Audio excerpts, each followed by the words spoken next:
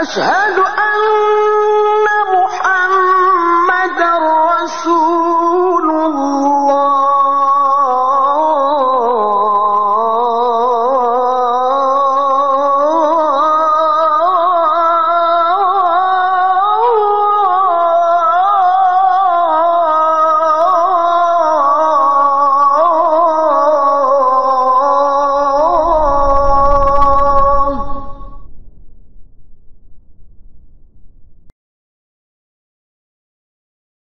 Assalamualaikum warahmatullahi wabarakatuh. Innal hamdalillah nahmaduhu wa nasta'inuhu wa nastaghfiruh wa na'udzu billahi min shururi anfusina wa sayyiati a'malina. May yahdihillahu fala mudilla lahu wa may yudlil fala hadiya lahu. Asyhadu an la ilaha illallah wahdahu la syarika lahu wa asyhadu anna Muhammadan abduhu wa rasuluhu la nabiyya ba'dahu. وخير الهدي هدي محمد صلى الله عليه وسلم وشر الأمور محدثاتها وكل محدثة بدعة وكل بدعة ضلالة وكل ضلالة في النار. أما بعد, insyaallah ta'ala kita lanjutkan kajian kitab Umdatul Fiqh karya Ibnu Qudamah Al-Maqdisi rahimahullah. Pembahasan kali ini di halaman 23 dari kitab terjemahan, yaitu bab nawaqid al-wudu, bab pembatal-pembatal wudu. Insyaallah pada malam ini mudah-mudahan bisa kita selesaikan bab ini biiznillah ta'ala. Bab nawaqid al-wudu, hal-hal yang membatalkan wudunya, maka kemungkinan besar salat dia sering tidak sah. Hal yang membatalkan wudunya, maka kemungkinan besar salat dia sering tidak sah. Karena Nabi SAW berkata, miftahus salati at-tuhur, kuncinya salat adalah bersuci. Dan kalau seseorang tidak paham hal-hal yang membatalkan kesuciannya, maka bagaimana dia mendapatkan kunci salat, dan bagaimana bisa salatnya sah? Baik, di bab ini ada sekitar 7 yang disebutkan oleh Ibnu Qudamah rahimahullah secara global, dan masing-masing dari 7 ini ada penjelasannya insyaallah. Maka berkata Ibnu Qudamah rahimahullah, babu nawaqidil wudu wa hiya 7. Pembatal wudu ada 7 dalam mazhab Hanbali. Al-khariju minas sabilaini ala kulli hal. Al-khariju minas sabilaini ala kulli hal, keluarnya sesuatu dari 2 jalan atas segala kondisi, di segala kondisi. Nah, ini tidak ada terjemahannya di sini. Keluarnya sesuatu dari 2 jalan di segala kondisi. Jadi perlu tambahan di segala kondisi. Itu yang pertama ya. Nanti kita jelaskan insyaallah. Yang kedua, yang kedua, wal kharijun najisu min ghairihima idza fahusha. Keluarnya hal najis dari selain 2 jalan tadi, jika kadarnya banyak. Jika kadarnya banyak. Ya. Pak Ali, ini di akhwat buku terjemahan ditaruh nggak di sana? Ada nggak untuk akhwat? Bisa, mungkin mereka sebagiannya mungkin butuh juga. Jadi yang kedua, al-khariju an-najisu min ghairihima idza fahusha. Keluarnya hal najis dari selain kemaluan depan, selain dubur, dari arah lain. Namun di sini ada tambahan idza fahusha, yaitu jika kadarnya banyak. Nanti kita jelaskan insyaallah. Yang ketiga, wa zawalul aqli illa an-naumal yasira jalisan aw qa'ima. Pembatal wudu yang ketiga, hilangnya kesadaran, kecuali tidur yang ringan dalam keadaan duduk atau berdiri. Ini pembahasan juga lumayan panjang nomor 3 ini. Tapi nomor 3 sebenarnya akan kita ganti nanti dengan yang mungkin lebih mudah, yaitu tidur lelap. Nah itu, tidur lelap itu membatalkan wudu. Simpelnya begitu. Yang keempat, yakni walamsu dzakari biyadihi, menyentuh zakar, menyentuh kemaluan dengan tangan. Dan yang keempat ini nanti akan kita tambahkan. Yang kelima, yakni lamsum ra'atin bisyahwah atau lisyahwah, menyentuh perempuan dengan syahwat.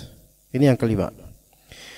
Yang keenam, wariddatu 'anil Islam, murtad dari Islam, naudzubillah min dzalik, keluar dari Islam. Yang ketujuh, aklu lahmil jazur, yaitu memakan daging unta. Sebagaimana diriwayatkan dari Nabi SAW ketika beliau ditanya, ana tawadda'u min luhumil ibil, apakah kami harus berwudu disebabkan makan daging unta? Maka kata Nabi SAW, na'am tawadda'u minha, iya, wudulah kalian darinya. Qila afatatawadda'u min luhumil ghanam. Terus ditanya lagi Nabi SAW, apakah kami juga harus berwudu karena makan daging kambing? Maka kata Nabi SAW, in syi'ta fatawadda' wa in syi'ta fala tatawadda'. Jika kamu pengen maka berwudulah, dan jika kamu tidak pengen maka tidak usah berwudu. Sampai situ dulu. Mari kita bahas mubtilat atau mufsidat atau nawaqid al-wudu, pembatal wudu ada 7 disebut sini. Sebelumnya kita katakan ikhwan, pembatal wudu terbagi menjadi 2 macam secara global. Pembatal wudu terbagi menjadi 2 macam globalnya. Yang pertama ahdath, yang kedua asbab. Pembatal wudu yang pertama ahdath, yaitu hadath. Itu hadath. Maksudnya hadath ini ya tentu hadath besar maupun kecil. Namun kalau hadath besar ya wajib mandi. Kalau hadath kecil maka wudu, karena batal wudunya hadath kecil. Jadi pembatal pertama secara global itu karena hadath, yaitu hadath kecil atau besar, dengan segala rincian dari hadath tersebut. Ya seperti BAB, BAK, keluar madhi, buang angin,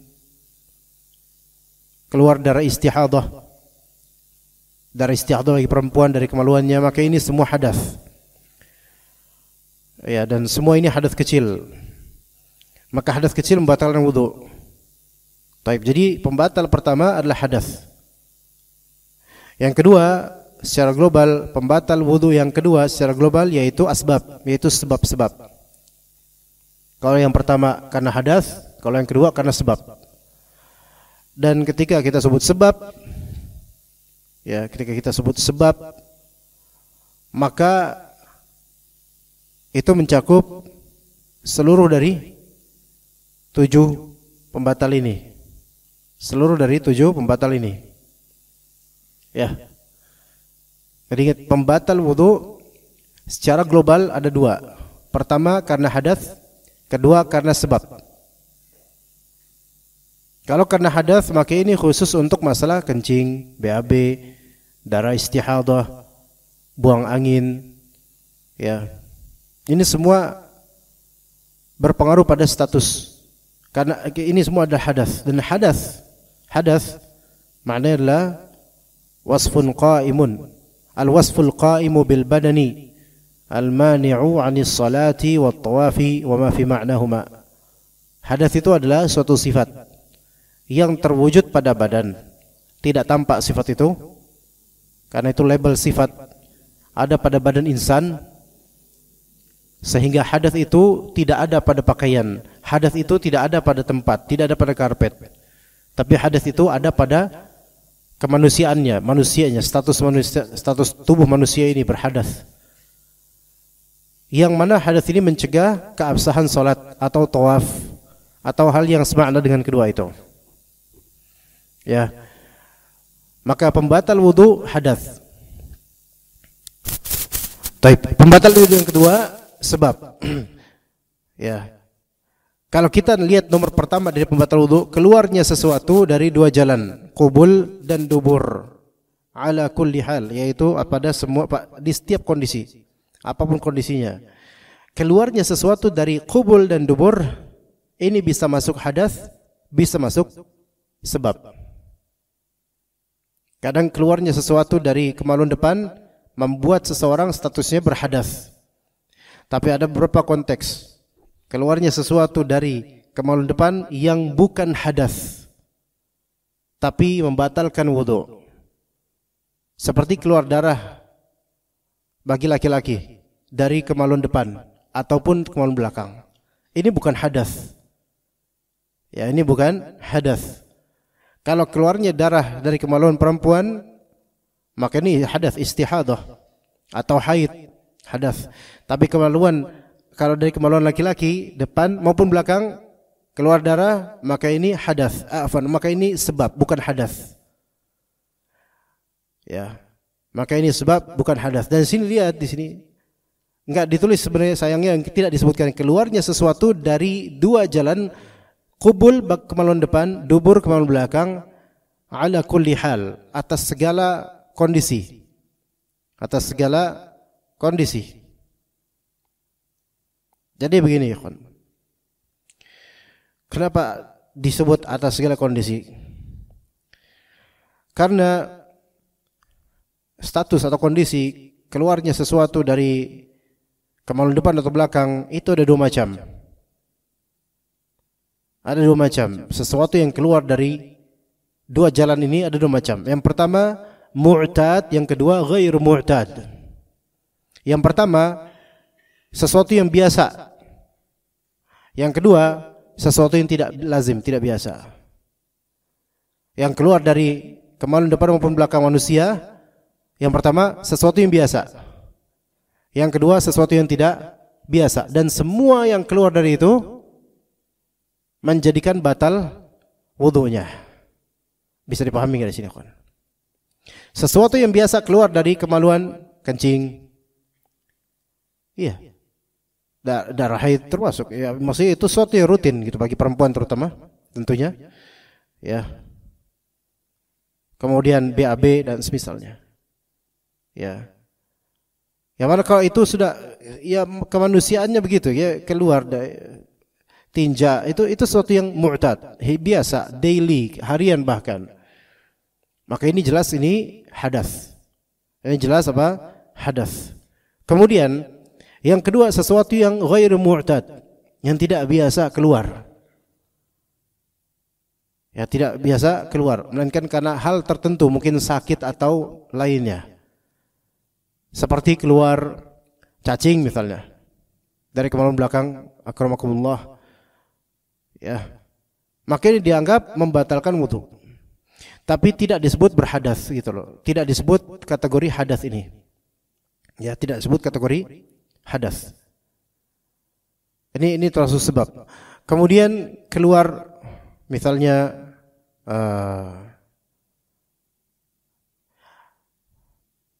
darah istihadah dari kemaluan depan perempuan, maka ini ghair mu'tad, bukan hal yang biasa. Maksudnya enggak lazim pada manusia, enggak lazim pada perempuan pada umumnya.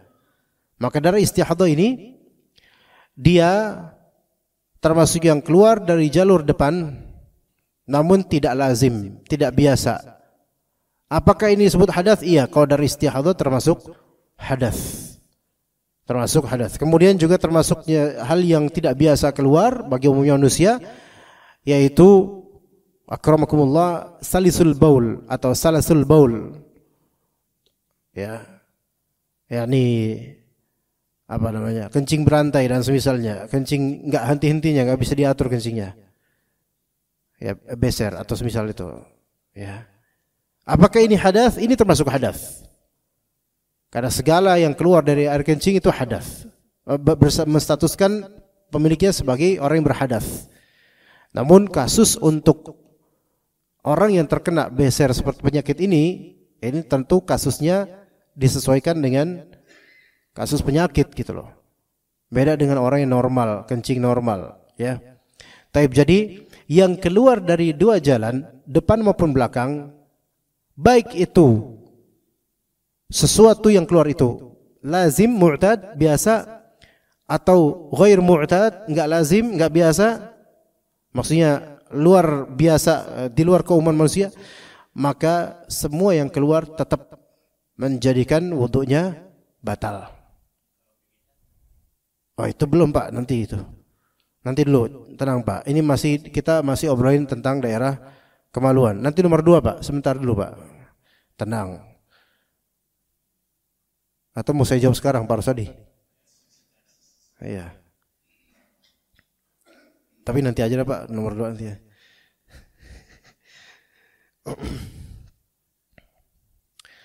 Taib, dalil tentang nomor pertama ini yaitu firman Allah Subhanahu wa taala, "Au jaa ahadukum minal ghaiti." Yaitu ayat tentang perintah wudu ya, dan tayamum, yaitu sebab wudu seorang dari kalian BAB. Abu Suhail, qum ya Abu Suhail, dibangunin. Bangun. Qum. Ya, kemudian hadis Nabi sallallahu alaihi wasallam, kata beliau sallallahu alaihi wasallam, la tuqbalu salatu man ahdatha hatta yatawadda. Tidak diterima salat orang yang berhadas sampai dia wudu. Maka berkata seorang pria dari Hadramaut itu dari Yaman, daerah Yaman, mal hadatsu ya Abu Hurairah? Hadas itu apa wahai Abu Hurairah? Maka kata Abu Hurairah, fusaun au duratun. Hadas itu adalah fusa, yaitu buang angin yang suara kecil, fusa, dan durat, buang angin yang suaranya besar. Maka ini tafsiran dari Abu Hurairah. Ini yang disebut sebagai tafsirur rawi anil marwi an. Tafsir perawi terhadap yang dia riwayatkan. Dan tafsir periwayat terhadap yang diriwayatkan itu tafsiran paling afdal.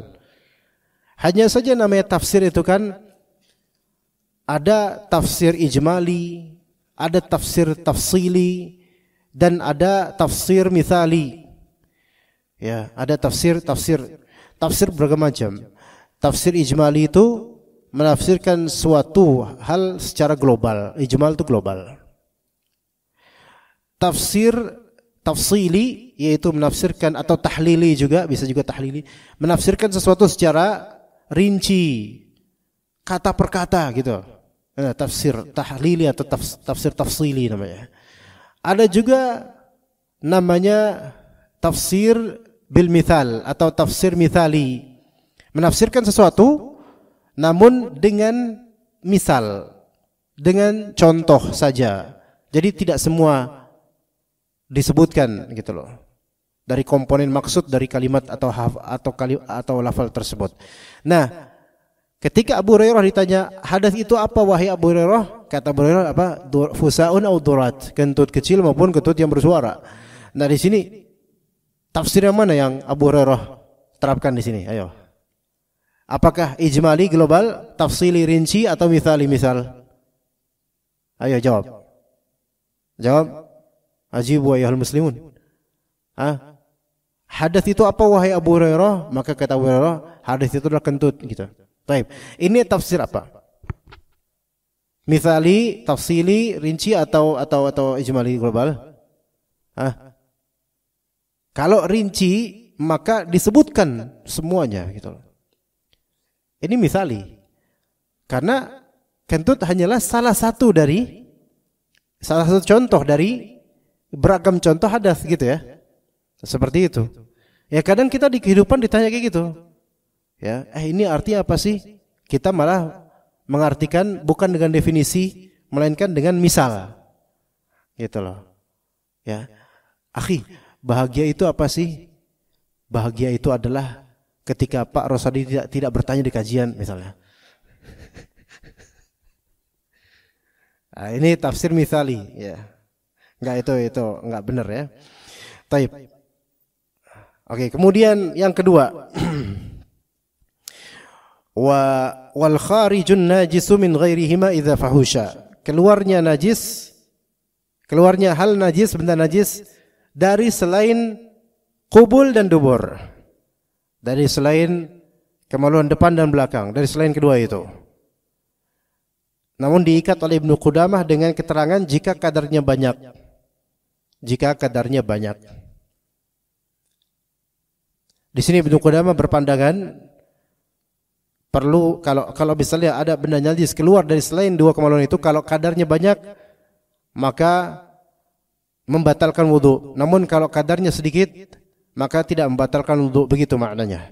Namun apa yang dimaksud dengan keluarnya an-najis?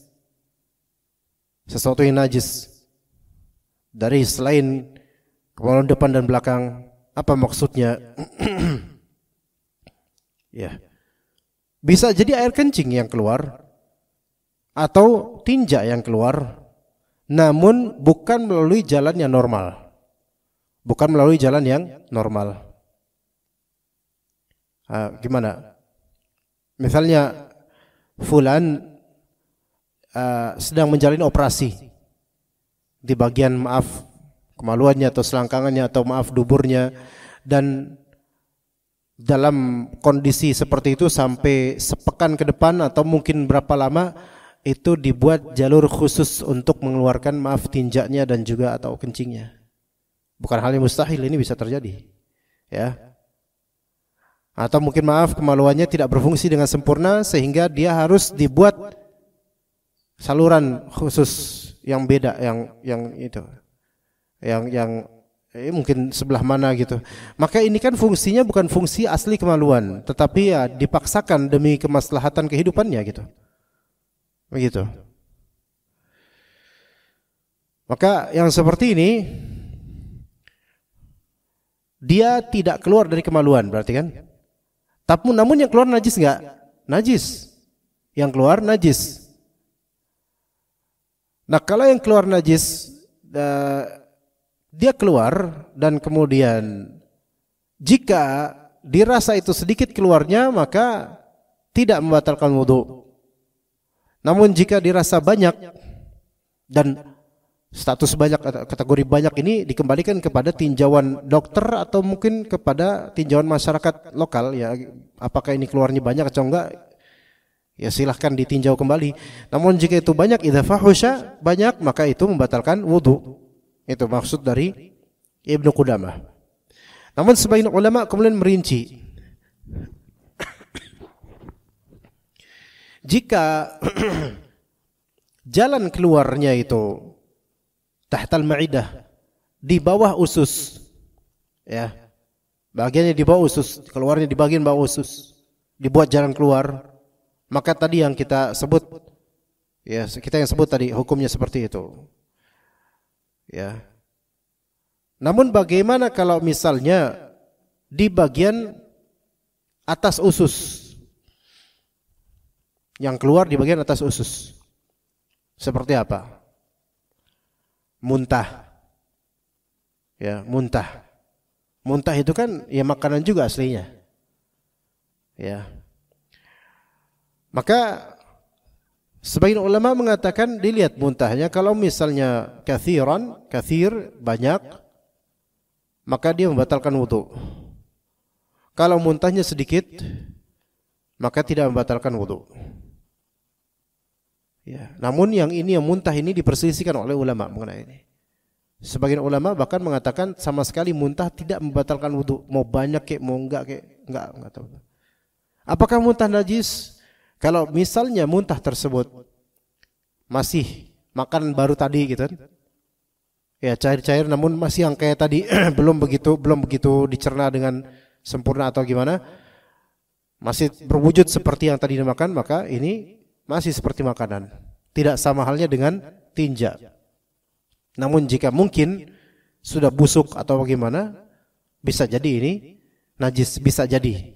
Anak katakan bisa jadi karena sebagian ulama menganggap muntah itu tidak najis ala kulli hal, tidak najis pada semua kondisi. Sebagian ulama begitu. Jadi ini masalah khilafiyah tentang muntah najis atau tidak, yang bagian yang memang busuknya atau sudah berubah warnanya. Karena bagaimanapun memang sebenarnya muntah itu bukan tinja. Itu dari zatnya. Kemudian yang kedua, keluarnya muntah itu dari mulut. Dan itu tidak sama dengan keluarnya tinja dari belakang. Gitu, dari dubur. Maka hukum muntah dengan hukum BAB itu dibedakan. Ya, mending mana, Pak? Mules atau mual?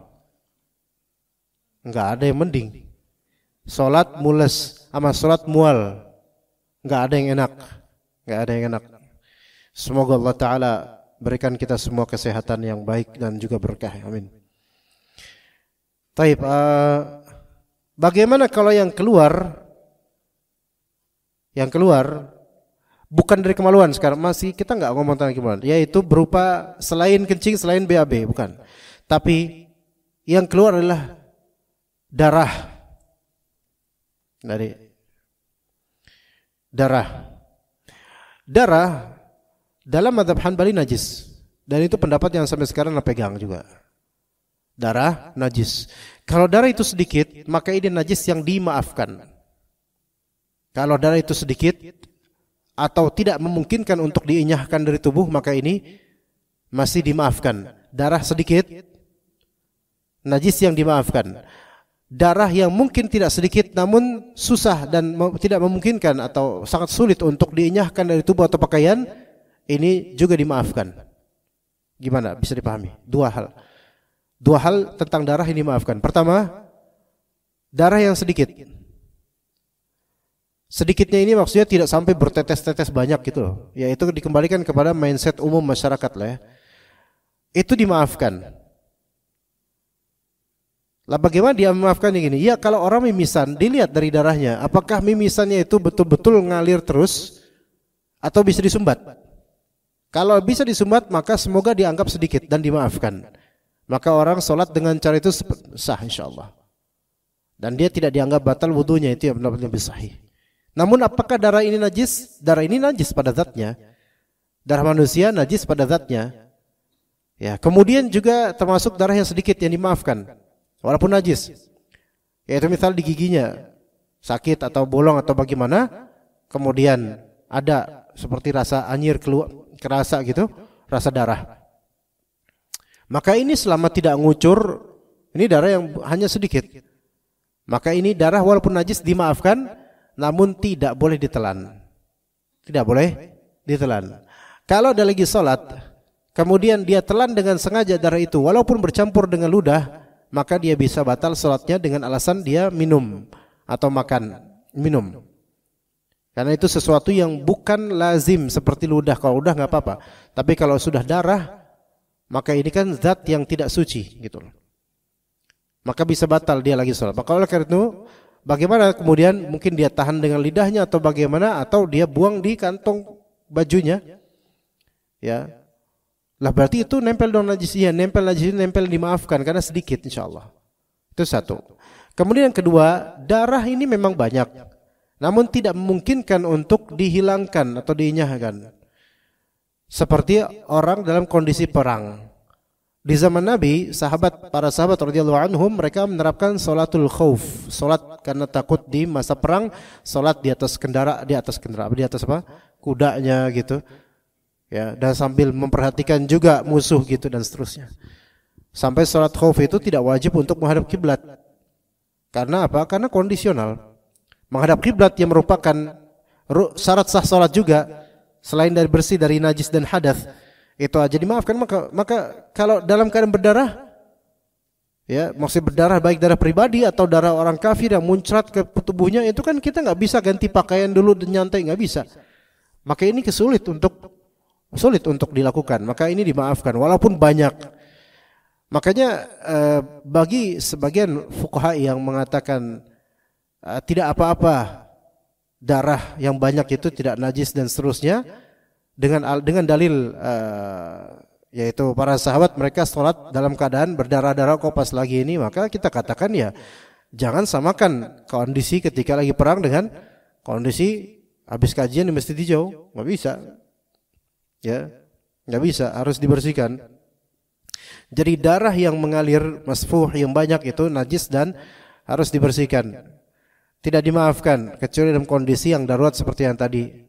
Atau darah itu banyak dan mungkin tersimpan di banyak dan merembes di perbannya.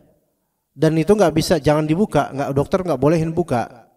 Tapi dia wajib sholat, najis nggak? Ya najis, tapi kondisi. Nggak mungkin dia buka sok tahu gitu perban dibuka dan seterusnya, nggak boleh. Taib. Jadi keluar benda najis dari selain dua jalan tersebut jika kadarnya banyak. Orang lagi di ICU atau lagi di rumah sakit kemudian dia ya keluar dari kateter namanya apa sih namanya atau namanya apa tuh? Kateter namanya atau apalah namanya kalau nggak salah. Ya itu kan keluar nanti BAB-nya atau BAK-nya dan semisalnya lah itu keluar gitu. Atau semisal itulah. Ya, bisa dari jalur kemaluan atau bisa dari jalur lain. Apakah itu berhadas? Itu berhadas. Kalau misalnya langsung keluar dari kemaluan, jelas itu berhadas, jelas. Kalau misalnya dari jalur lain yang dibuat oleh dokter dengan izin Allah sebagai alternatif, jika itu banyak maka membatalkan wudunya dan najis terus, tentu najis. Tapi kalau sedikit, kalau mengacu pada bagaimana kalimat Ibnu Qudamah, jika kadarnya banyak ya. Kalau sedikit dan keluar dari luar kemaluan depan dan belakang dari jalur alternatif, maka tidak dianggap membatalkan wudu kalau sedikit keluarnya. Ya, begitu. Itu yang kedua. Jadi mimisan tadi Pak Rosadi, kalau misalnya dia bisa menanggulanginya dengan disumbat, dan kalau disumbat udah selesai itu maka dikategorikan sedikit dan itu insya Allah tidak masalah, tidak batal wudunya dan tetap sah salatnya. Begitu, insya Allah begitu. Tapi kalau misalnya dia udah nyumbat tapi ternyata banyak dan merembes terus, maka ini wajib untuk enggak salat dulu dan membersihkan dulu atau gimana caranya supaya bisa normal lagi gitu. Ya, fasdu itu kan keluarin darah itu. Nah itu banyak. Fasdu, bekam. Walaupun bekam sebenarnya relatif. Kadang orang keluarnya ada yang sedikit dan seterusnya. Tapi ini kan ada intention, ada apa namanya? Ada kesengajaan untuk mengeluarkan darah. Urusan keluarnya darah ini tidak disepakati oleh ulama akan batalnya wudu. Ini pendapat salah satu pendapat mazhab dalam Hanbali. Sebagian ulama mengatakan fasdu, bekam, yang tadi itu ya, mimisan dan seterusnya secara total enggak membatalkan wudu gitu loh. Nah tapi itu sebagian ulama berpendapat sebagian ulama ya lebih hati-hati adalah itu dianggap membatalkan wudu karena itu ada keinginan, kesengajaan dan juga relatif keluarnya itu bertetes-tetes sehingga dikategorikan banyak. Adapun nanti perkataan tukang bekam, wah sedikitnya yang keluar dibandingkan yang kemarin gitu misalnya. Sedikitnya versi tukang bekam itu kan banyak versi yang belum pernah bekam. Sedikit nih berapa kop gitu. Ternyata banyak tuh cendil-cendilnya tuh. Ini banyak Pak, sedikit apaan gitu. Ini sedikit daripada pasien saya kemarin masuk angin banyak banget. Ya nggak bisa dilihat dari situ. Kalau bagi orang itu ini keluar darah banyak, sekarang antum sayat aja segini, seret gitu, keluar darah, netes. Ini kan termasuk banyak nih. Lah apalagi yang bekam seperti itu, darah kotor keluar gitu kan, seperti itu. Kalau misalnya yang keluar bukan darah, apa dong? Beling misalnya, wah ini disantet berarti dia. Gimana? Lagi di ruqyah, wah keluar muntah, beling, apa kemudian kapur barus, kok kapur barus ya, apa namanya, paku ini, keluar. Apakah batal wudunya? Enggak batal. Kenapa? Pertama ini bukan hal yang lazim. Kedua, ini benda yang tidak najis sebenarnya. Enggak najis. Karena keluar dari mulut kan? Kalau keluarnya dari dubur, najis. Tapi kalau keluar dari mulut enggak najis. Lagi pula keluar dari mulut ikhwan. Kalau antum lihat orang ruqyah, keluar patung kuda misalnya dari keluar apa gitu, itu nggak najis. Nggak najis. Karena itu bukan hal yang dicerna. Kita aja tadi bilang yang dicerna muntahan makanan aja, kalau masih bagus, bukan masih bagus, masih apa ya? Masih menjelaskan tadi makan apa gitu loh. Itu nggak najis gitu loh. Ya? Gimana? Apa? Oh, saya nggak pernah nyium kok itu. Bau yang mana? Yang bau yang patung kuda tadi? Hah?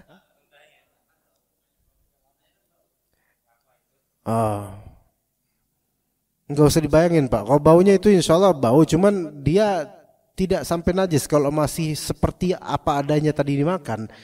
Bau ya ada bau ya, baunya berubah sedikit, cuman kan nggak sampai busuk gitu.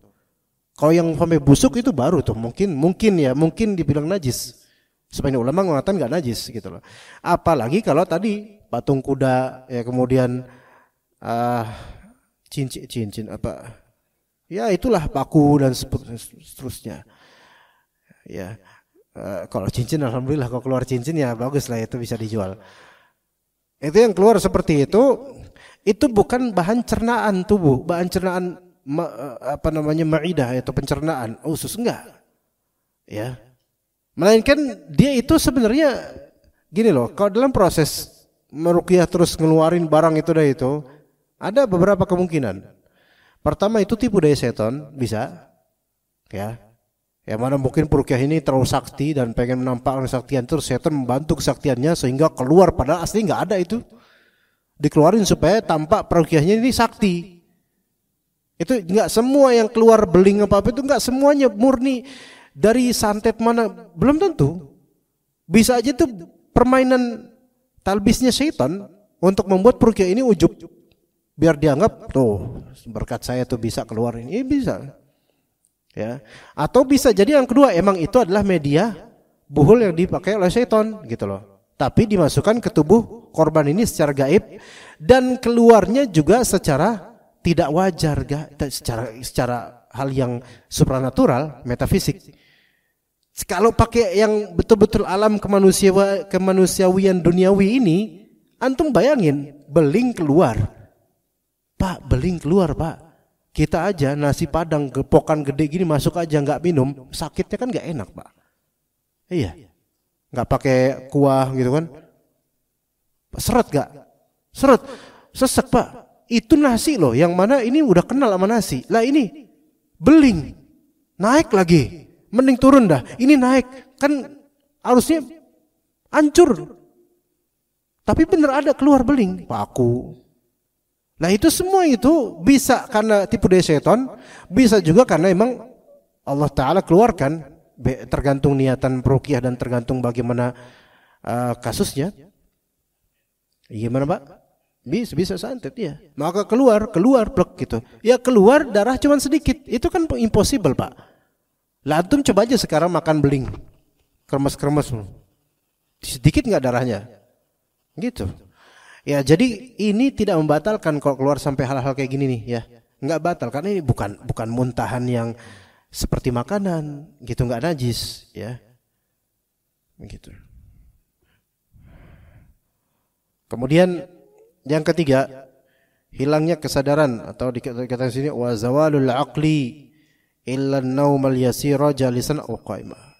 Baik, kita lanjut aja nanti insyaallah ba'da azan, dan jika ada pertanyaan ba'da azan insyaallah taala. Baik, ada pertanyaan atau tidak tentang taharah, tentang masalah ini? Ada soalan? Fadhal Pak Ali.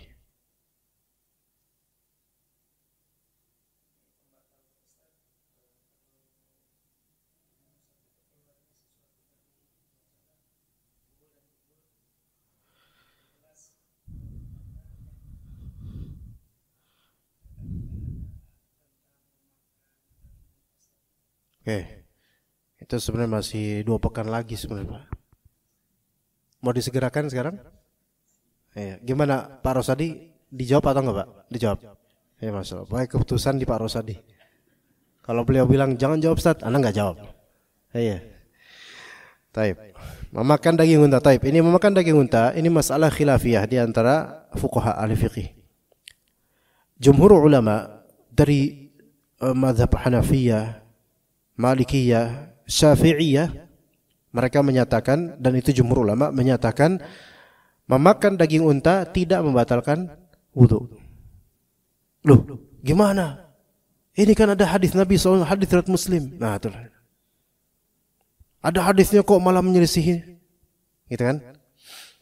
Ya, ini anak mempesonakan seolah seperti itu conversationnya gitu loh, supaya kita benaknya itu merasa kok ini terjadi clash nih kayak ini. Iya, khilafiyah. Hadis Nabi ada. Di sini kita lihat. Apakah kami harus berwudu disebabkan makan daging unta? Terjemahannya ada sedikit mubalaghah. Terjemahannya mungkin di sini apakah kami harus berwudu? Sebaiknya terjemahan apakah kami berwudu disebabkan makan daging unta, itu lebih selamat sepertinya. Ya. Maka kata Nabi sallallahu alaihi wasallam, "Na'am, iya. Tawaddau minha." Wudulah kalian minha. Min di sini min sababiyah. Untuk menyebutkan sebab. Wudulah kalian dengan sebab ha di sini kembali ke luhum, ke daging-daging unta. Iya, wudulah kalian karena memakan daging-daging unta itu. Perintah dari Nabi SAW. Perintah dari Nabi SAW pada asalnya wajib. Kecuali ada dalil lain yang mengindikasikan untuk menurunkannya menjadi sunnah atau tidak wajib atau dihapus hukumnya.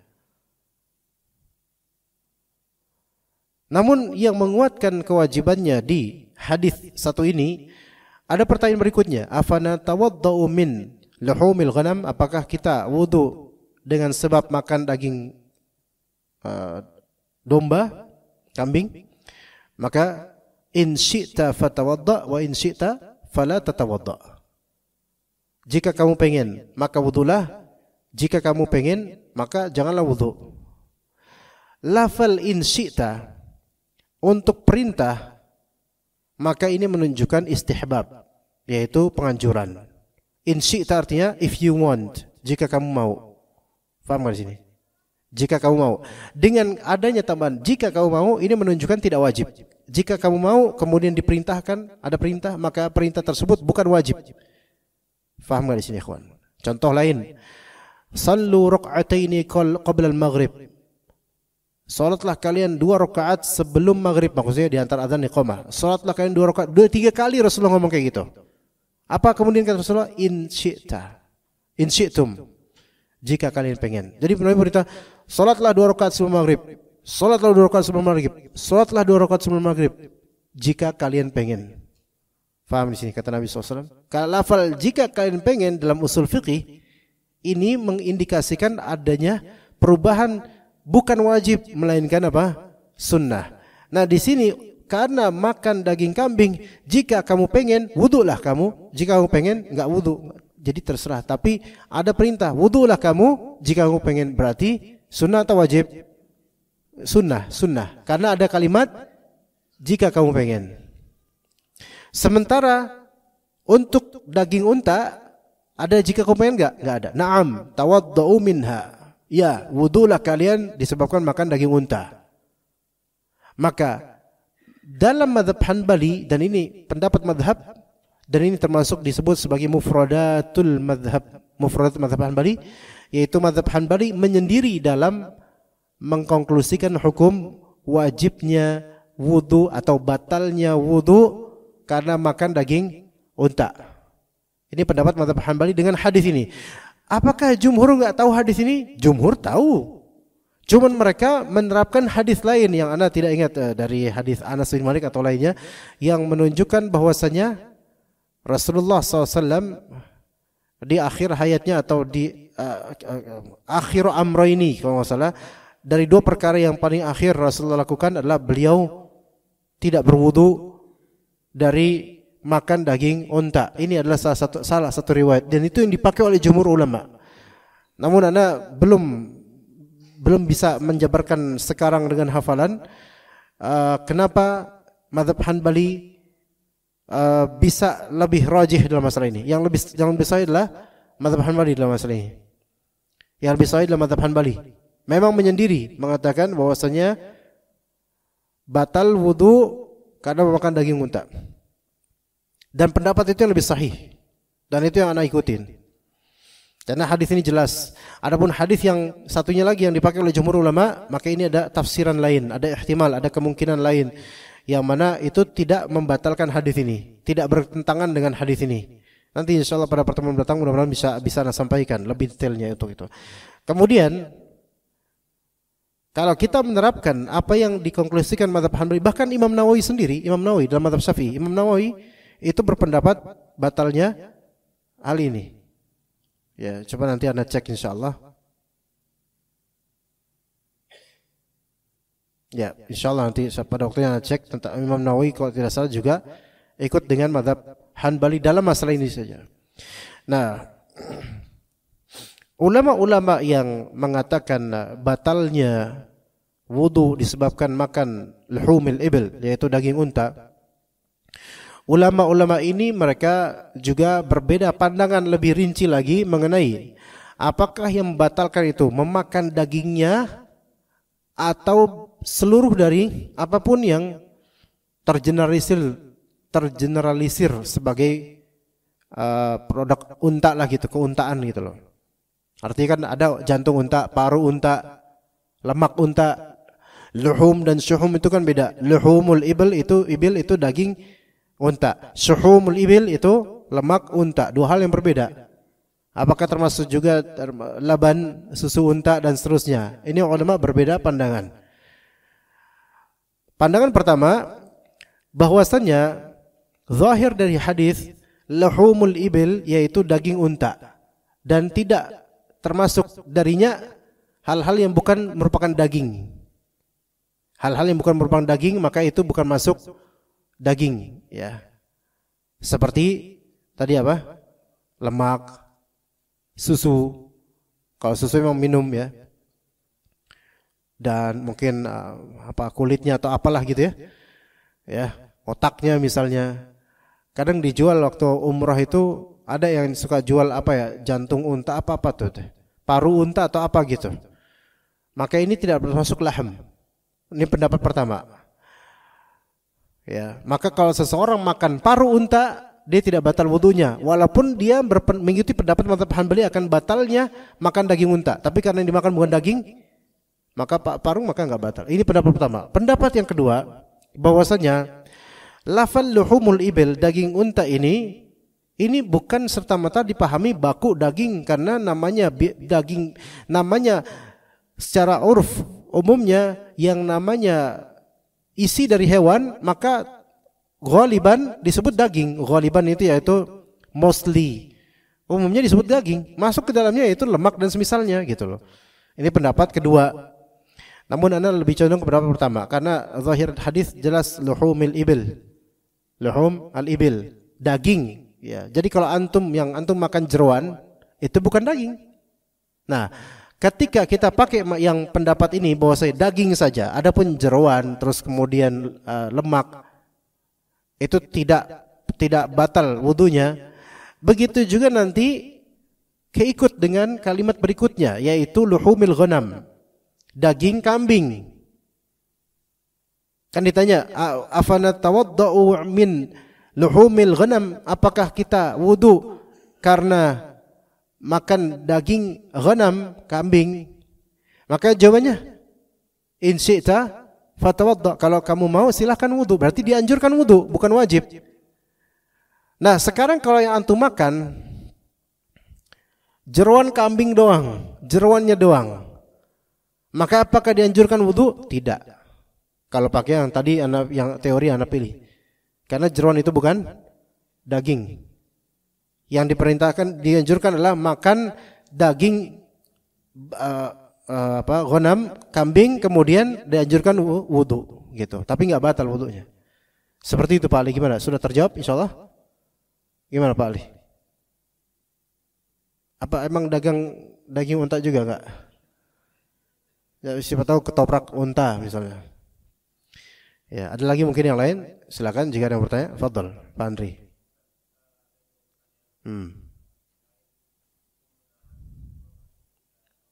Menahan buang angin ketika sholat. Ya.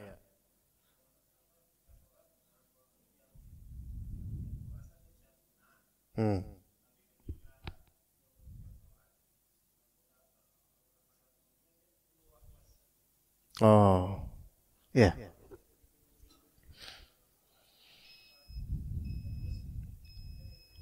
Satu aja dulu Pak Andri. Tapi ini Anda jawab was-was nih karena udah gimana Pak Nasruddin? Terusin. Tersana ya. Kalau tersana kita bisa itikaf nih ya. Jadi yang pertama namanya menahan buang angin. Terusin atau enggak gitu. Maksudnya menahan buang angin. Dia merasa bisa lah gitu. Cuman itu menimbulkan was-was. Gitu. Begini.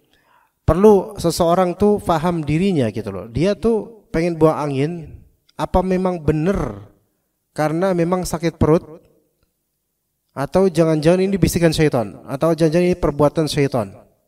Itu bisa kedua di antara kedua itu. Maka perlu dia kemudian mungkin kalau merasa memang ini karena perutnya nih bermasalah, dia melihat dirinya, ini saya was-was enggak nanti? Karena memang karena perut saya nih. Memang Nabi SAW mengatakan idza wajadtum syai'an fi batni ahadikum, jika seorang dari kalian mendapatkan sesuatu rasa di perut kalian, kan otomatis maksudnya mau kentut atau kerasa gimana, fala yansarif, maka janganlah dia berpindah atau keluar dari salat berjamaah atau keluar dari salat hatta yasma'a sautan aw yajida riha, sampai dia mendengar bunyinya atau mencium baunya. Artinya prinsip dari Nabi SAW, seseorang ketika merasa ada iskal, ada sesuatu di perutnya, dan dia merasa bisa ditahan, arti makna ini bisa ditahan, maka dia nggak perlu keluar dulu, nggak perlu membatalkan sholat. Namun kalau ternyata dia tahu ini saya kayak gini pas sholat doang nih, nah ini kemungkinan besar setan, maka baca ta'awudz, a'udzubillahi minasyaitonirrajim, udah 3 kali ke arah kiri. Ya begitu. Meminta pada Allah supaya dihindarkan dari godaan syaitan. Kalau ternyata memang ini murni fisik, ya karena mungkin tadi makan apa, atau kekenyangan, atau belum BAB tadi pagi, atau semacam itu, maka dia lihat kalau ternyata itu membuat dirinya was-was, maka dia harus membatalkan sholatnya. Ya was-was ini setelah dia berusaha betul-betul membangun kekhusyuan. Nggak bisa was-was dia batalkan sholatnya dan dia tunaikan hajatnya, mungkin kentut dulu di luar atau dia BAB dan seterusnya. Seperti itu. Karena percuma dia sholat meneruskan dengan was-was yang tidak ada henti-hentinya. Makanya Syekhul Islam Ibnu Taimiyah rahimahullah, beliau mengatakan tentang hadis Nabi SAW, la salata li hadratit ta'am wala lidaf'il akhbath wala an yadfa'al akhbathan. Tidak layak seorang salat, kata Nabi SAW, ketika hadir makanan padanya dan ketika dia sedang menahan dua yang khabith, yaitu kencing dan tinja. Nah, termasuk di dalamnya kentut. Kalau misalnya dia menahan dan itu membuat was-was, maka dia harus keluar. Maka kata Syekhul Islam Ibnu Taimiyah, tidak sah salat orang yang lagi salat dia menahan BAB, enggak sah. Itu menurut Ibnu Taimiyah, walaupun umumnya ulama mengatakan tetap sah, tapi di sini ada sedikit kita pelajari. Saking Ibnu Taimiyah itu menganggap bahwasanya seseorang wajib salat itu khusyuk, dan apa-apa yang mengkhusyuk dan dia pelihara itu, maka itu sama dengan dia tidak salat sebenarnya. Karena dia memelihara ketidakkhusyuan, dia memelihara inti dari tidak salat gitu loh. Maka dia tidak sah. Maka hendaknya dia batalin dan dia tabayun aja di perutnya gitu loh. Antum maunya apa sih gitu. Kemudian mau kentut atau mau BAB, lanjut setelah lega baru dia ulang salatnya, bukan diterusin, ulang salatnya. Begitu. Apalagi kalau sampai merinding, wah gemeter, ya dirinya udah nggak, wah payah banget. Walaupun sampingnya itu ngira antum lagi khusyuk, lagi khusyuk nih dia, Seperti kata Allah Azza wa Jalla, orang-orang beriman ketika mendengar ayat itu kemudian merinding ketakutan. Antum merinding karena kebelet, bukan ketakutan. Nah, itu beda. Ya. Maka yang seperti ini batalkan salatnya dan dia bangun keyakinan setelah dia wudu. Ya gitu. Yang kedua apa? Kedua. Itu tadi jawabannya. Lah, ini udah lewat ketika itu apakah dia kentut di salatnya enggak? Dia berhasil melewati itu?